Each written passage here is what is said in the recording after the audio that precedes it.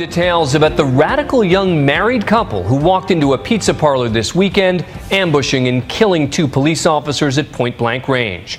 We're now learning more about who they were and the possible warning signs that this was no ordinary husband and wife. Here's ABC's Ryan Owens on their mission to start a revolution and the message they left behind. We have two officers down. We're performing CPR on both of them at this time. Those two police officers never saw it coming. How could they? A Sunday ambush by a young Las Vegas couple, heavily armed and hell-bent on murdering police. Tonight, those faces of hate. Cop killers Jared and Amanda Miller. He was 31, she just 22.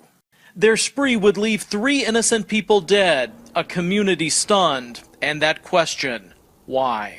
We believe that they equate government and law enforcement fascism and those who support it with Nazis. At 11:22 Sunday morning, the Millers ambushed those two police officers at this pizza restaurant as they ate lunch. They executed both men, then draping their bodies with a "Don't Tread on Me" flag, penning a swastika on them, and a note that read, "The revolution has begun." I saw their gun in their hand, and he just told me to tell the cops that it was a revolution. The couple didn't stop there. They took the officers' guns and ran to this Walmart. A whole bunch of people start running towards the back, like the main exit or the emergency exit. 5 minutes later at 11:27, they shot and killed an armed civilian who confronted them. Then, as police moved in, the couple carried out a suicide pact. Amanda shot her husband several times, then shot herself in the head. The couple's postings on social media are filled with Second Amendment patriot rants against what they call a fascist government. The Southern Poverty Law Center tracks that sort of speech online. The Patriot movement has grown absolutely explosively in the 4 or 5 years since Barack Obama came on the political scene in this country. In the days before the rampage, Miller posted a series of comments on his Facebook page, indicating that in order to restore freedom to the United States, the best men would strike for a free and just world with our blood, sweat, and tears as payment. He also said, "There is no greater cause to die for than liberty. I will willingly die for liberty." Clearly, he felt that the war against the government had begun.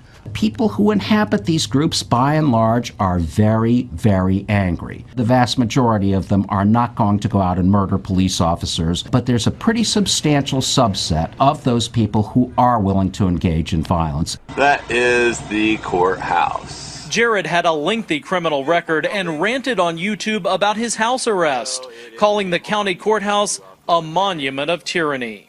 I don't know. Sounds a little like Nazi Germany to me.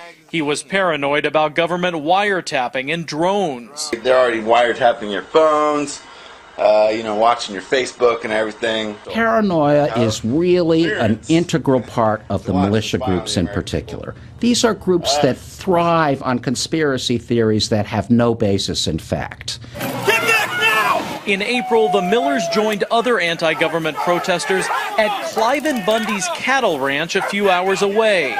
Here's Jared talking to Reno affiliate KRNV about the standoff against federal agents over grazing fees.